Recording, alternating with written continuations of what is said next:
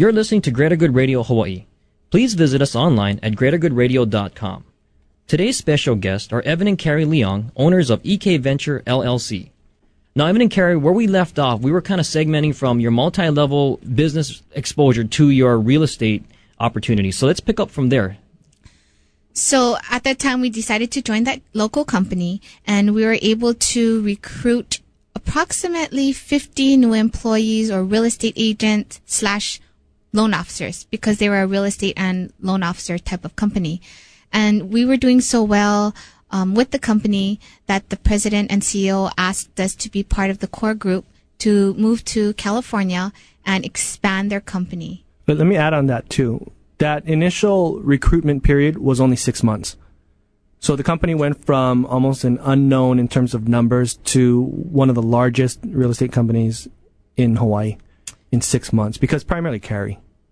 Well, actually, at that time, we started dividing because, working together, you learn your strengths. So my strength was actually recruiting people and building their employee base. And then Evan worked on marketing of the company, marketing of their product lines. So it was a really good teamwork effort from back then. Were you married at that time? Yes. Actually, our relationship evolved when we were doing the multi-level marketing company. Oh, interesting. Mm-hmm. Okay. So how does that form into what became, I guess, bubble tea? Take us through the progression of that. Well, one thing that I thought was really important or key from the multi-level marketing company was that, are you going to be a business or do you want to run a business? And the difference with that was, if you are the business, like, a doctor or a restaurant owner, if you get sick or something happens or you go on vacation, most of the time your business stops earning income.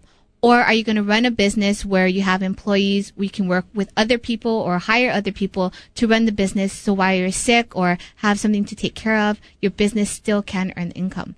And I think from that, Evan and myself, we were able to learn that we wanted to run a business. So that's how Evan structured Bubble Tea Supply.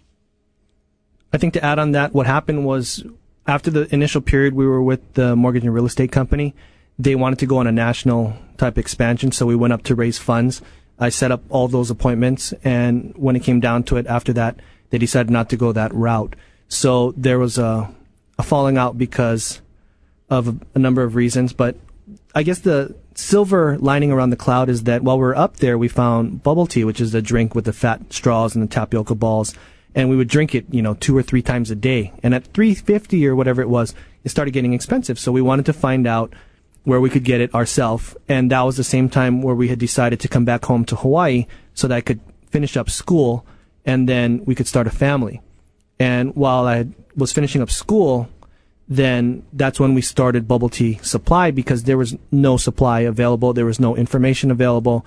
And if we wanted to continue even drinking this product, we would have to bring it in ourselves anyway. So that's kind of how the thing got started. So how did you go about bringing it in? I mean, where did you go about learning about the rights, how to bring this business in that wasn't here at that time? We did a lot of research. At the time, the internet was going pretty strong. It was 2001, so we did quite a bit of internet research. We went through family and friends. We did research at Small Business Development Center. They helped us out with our business plan initially.